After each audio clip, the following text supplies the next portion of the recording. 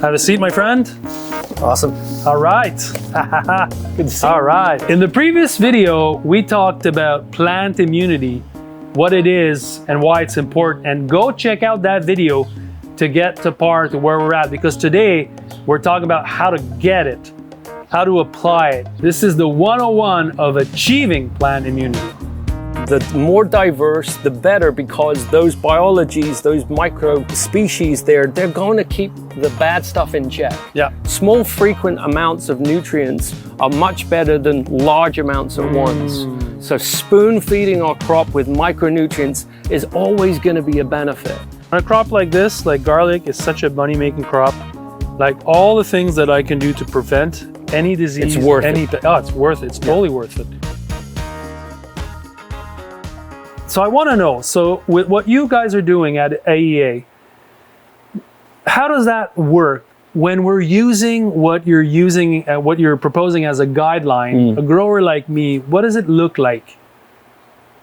Yeah. What does it look like? Yeah, I think it's a couple of things, because I think number one, part of the fads and the trends that have happened, have not articulated well the actual value, behind the proposition.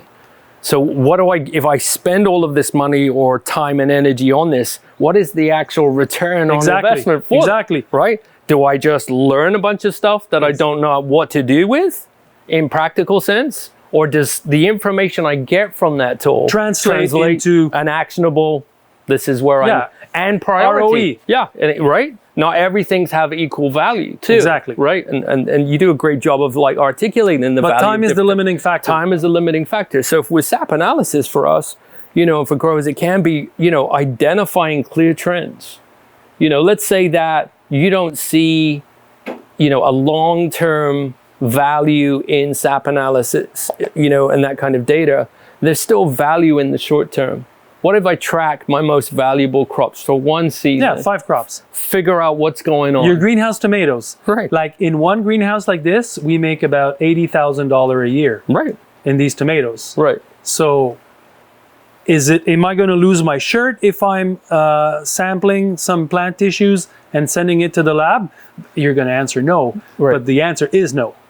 Well, here's the thing, because there's a lot of things that success and profitability translate regardless of scale. Right? Yes. When something actually is making you money, Yes. it's making you money regardless of the Yes. scale. So I'll tell you this story really quickly, right? And I might have said it on the podcast. There was one particular grower in Mexico that very large greenhouse operation. And on the third SAP analysis test, we had diagnosed that all of their micronutrients were not working and one of their calcium products were not working. So now put yourself back in the shoes as a market gardener. If you do 4 or 5 SAP tests, and it reveals on the second SAP test that your fertility program that you've been using for years is just off in this one particular area, you've already realized an ROI on that. Yeah, because in your story, that grower was actually wasting money because he's buying these supplements, these nutrients or these fertilizers that are they're not doing anything. Right. Because you're not seeing them in the plant. Right. And that means those particular products can't contribute then towards creating the solution that the grower wants. Yeah. So we want to use things that are going to help us, increase our yield, our quality, our nutrient density, our plant immunity. So we have to be able to say, okay, where's the data point that tells me what to do now? Right. And that's what we want to do in the next session, is look at the application side of it. Okay. So for everyone watching, this is Kish Johnson from Advancing Eco Agriculture. At the MGI, the Market Gardener Institute, we're partnering with you all. We're crafting this new way of using the technology and the processes that are being developed at AEA for market gardeners, okay? This is a multi-year commitment, and that's why we're having these conversations. And I myself, if you've watched episode 1, we went through that whole concept of plant immunity, why it matters, and what's the potential there, okay? Today, zooming back to you, can you describe to me what, what's the word I'm looking for? SAP analysis. Right. SAP analysis. What are we talking about? What is SAP analysis? Yeah. Exactly. What am I doing when I'm doing SAP analysis? So sap analysis, we're getting 2 sets of leaf samples from the crop that we want to measure. The older leaves and the newer leaves. Exactly, right? So we're going to sample that. We're going to send those 2 different samples off to the lab, and they're going to give us 2 sets of nutritional levels, right? And why we have those 2 sets is important because nutrients move in different ways inside the plant, right? And so we're looking at how nutrients are being stored in the old leaf or potentially failing to move to the new leaf efficiently. You guys are looking at that. We're going to look at that. Because I'm looking at the Ziploc and I'm sending it to the lab. Right. That's what I'm doing. Right. But we're going to get the data back together. Yes. So you're going to be able to see the same data that I'm looking at, and we can look at that together and say, okay, this is obvious. You don't need a degree in anything to see what is color-coded as an excess or a deficiency. And then on that report, how many lines is there? Is it like all the nutrients in the world, all the, the minerals?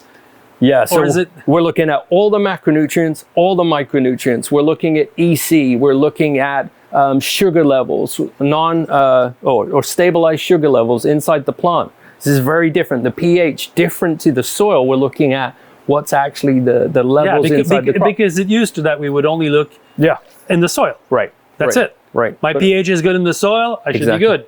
Right. Now the plant is telling me maybe something very different. Yeah. Maybe something very different. Yeah. And in episode 1, we also talked about how, this is done at different cycles, different moment in time, before the fruiting, before this, before that, because that really triggers another cycling, a flushing or a cycling in the plant. And the sap analysis allows you to be ahead of the symptoms that you would otherwise see later on. Exactly. And certain nutrients are really good at being taken up and utilized at very specific points we call critical points of influence, right? So early on, we've got, on a lot of our crops, a real prime window to see the plant take up a lot of calcium, and maybe we don't need as much potassium till later on, like in the fruiting stage, when we're trying to move all of those sugars into the bell pepper, into the tomato, into the cucumber even, right? So we're trying to move sugars later on, but right now, at the beginning stages, we want to make sure that there's enough nutrients like calcium to form the cells that are going to give us the size of that crop later on. This is what I would expect my agronomist to tell me. Right. Because that's what being trained in plant and soil science should tell us. So now I'm sending my samples to the lab. I've worked with you all that there's different point in time where I should be doing this preventively. I'm getting back results. You are all explaining to me what's going on in the plant, and then there's a remedy that I can use. Right. So let's say my soil is not balanced in calcium, or it has a molybdenum deficiency, or the plant is not using it. Right.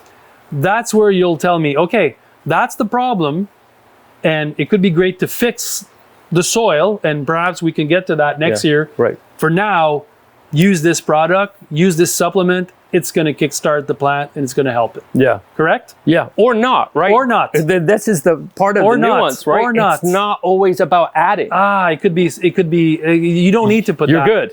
Exactly. Hold on, I forget that. Yeah. No. And a good agronomist will always give you 2 things. They'll say, here's what's going on. So we're moving away from the world of, trust me, bro, I'm just going to give you a recipe, put it out, right? Everything's there. That's yesteryear, right? We're going to give you actual education to empower you to know what to do for yourself, right? So that's number 1. Secondly, a good agronomist is going to give you understanding to how to prioritize the information that you've got from that sap analysis, right? So maybe there are certain deficiencies and excesses that aren't critical right now, but another issue on that result might be you've got to do something about this right now. And so a good agronomist is going to say short term or immediately, these are the things I recommend you focus on.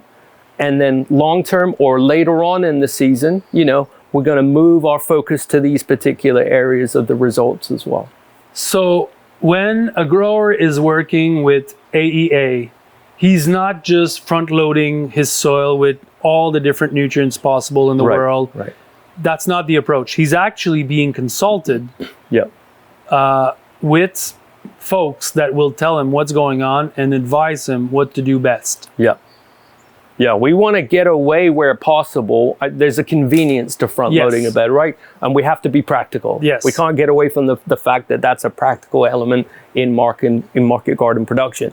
However, we want to get to a place where we can identify how much problem is being created by the front loading, right? And what we're leaving out of the mix that needs to be in the mix, right? So it might be in your front loading that we're going to just change up the amounts or the actual nutrients that are being put out at the front, right? Because there's a short-term implication for the cycle of that bed production until we flip it again. Yeah. But there's also a longer-term soil overall health if we're in permanent beds, right? Yep. That's going to be... It's a long-term investment plan. Exactly. Here's my long-term investment, perfect. And then here's my short-term strategy, what I might need to change. And we know in a lot of market garden contexts, right, we're missing a lot of, like, where's the calcium, for example, fitting into this protocol, right? Or there's a lot of nitrogen up front, right? Could we even split that nitrogen application or change the amount of application rates so that when those plants come out with all of that vegetative energy and they're looking very attractive to flea beetles and aphids right now, we can lessen that signaling, lessening that attractiveness, let's say, by just dosing or splitting up the nitrogen applications or the rates themselves, you know, while still being practical, right? I only have so much time in the day to do these things.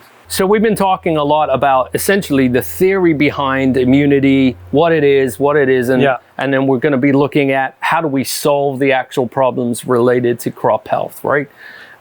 This is a lot of really important theory, but as an agronomist, right, we want to, you as a grower, we want to get to look at something tangible. We want to look at a crop in real time in the field. Do you have a particular crop that might be good for us to look at? Yeah, and I'm happy you're asking because for me, like, everything boils down to what's going on. What I see, what I've seen in the past. I can bring you to my garlic patch. It's pretty nice, but every year, you know, it's... there's some challenges. There's some challenges. Right. All right, Great. let's do it. All right. All right, sir, come on in. All right. My garlic patch. So for me, garlic is a big cash crop. Definitely in my top 10, some years in my top 5. It's a crop that I'll bank a lot on the fact that I get a big harvest and then I can sell small amounts through the year. One of the biggest, I would say, constraint that I've had in really pursuing garlic is sweet midge, rust, vine borers that come into it. Like it really depends on the year. It really depends on the season. And covering everything with an insect net at scale for me has always been somewhat of an issue. So I'm wondering, you know, using the AEA framework, what would be like, I don't want you to solve problems, but like what would be an example of how we would operate? Yeah. So we're going to look at a couple of things, right? So we're going to say, number one, what is the rotation for this kind of a crop? How often does it live here? You know, and ultimately, let's get a sense of, for example, what the kinds of soil, the quality of the soil that we're dealing with right now, right? So number one, before we're looking at anything visually, we want to have a strategy about improving both the soil quality in terms of nutrient availability, but also a very strong, diverse biological engine in the soil, right? The more diverse, the better, because those biologies, those micro species there, they're going to keep the bad stuff in check. So we want to get those teams working for us, right? And then number two, we want to look at what our fertility protocol looks like to see in comparison to sap analysis. Okay, we get some visual indicators, sure, right? There might be, you know, some issues coming out through our water quality or our fertility applications, but what's actually going on under the hood, as it were? So my sap analysis, compared to being here visually, I can see, okay, yeah, this is definitely confirming some of the things that I'm seeing. So the sap analysis is I'll be taking leaves from the top, leaves from the bottom. Or from the outside, lower down and outside. Putting them in a Ziploc bag, sending it to the lab. Correct, yeah. right? And in the meantime, as well, we want to understand, okay, what kind of pressures are you going to get right now in the season? Are we more facing a potential rust scenario, or is it more flea beetles, or is it even both, right? Things in nature don't always work in the sort of alphabetical timeline problems order. tend to come together. Yeah, they're right. Yeah, or some in threes, right? Often. So so we want to look at those strategies. So coming in here, right? I might recommend while we're waiting on our sap analysis, let's go through and apply some pinion. Let's make sure that we get that disease expression really, so under control. That product is something that I'll put in my backpack sprayer. Backpack spray, or even watering can, right? Depending on the scale of your greenhouse or the location that you're growing this particular crop.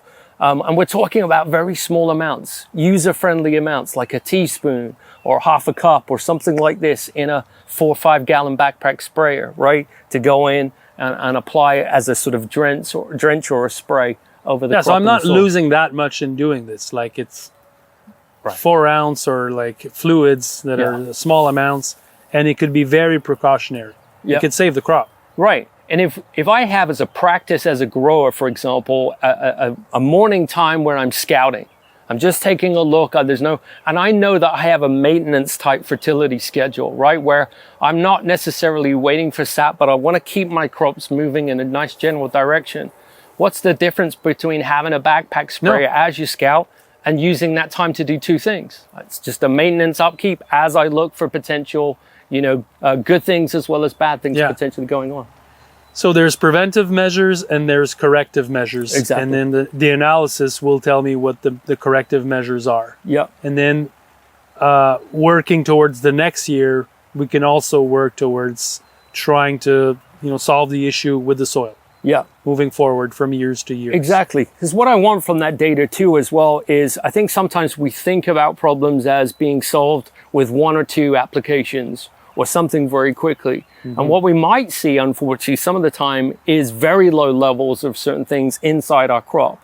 And so what we can do, instead of sort of like get a little bit demotivated by that problem, we can say, okay, I'm just going to recalibrate how I tackle this crop in the growing season, knowing that every time I'm out here, I'm going to have to be applying a small amount. Small, frequent amounts of nutrients are much better than large amounts at once. So spoon feeding our crop with micronutrients is always going to be a benefit, right? It's always going to be a plus, especially if those are the areas where the crop might be deficient. Yeah, on a crop like this, like garlic is such a money-making crop. Like all the things that I can do to prevent any disease, it's worth it. It's worth it. It's totally worth it. Like compared to having crop failure or having like certain areas, it'll depend. You can look at the field. Sometimes you have dips and dumps, places where the crops is not growing as well. Like that's a big loss in my pocket in the end. Yeah. So everything that I can do to make this crop optimal, I want to do it. Right. Kish, I won't keep you any longer.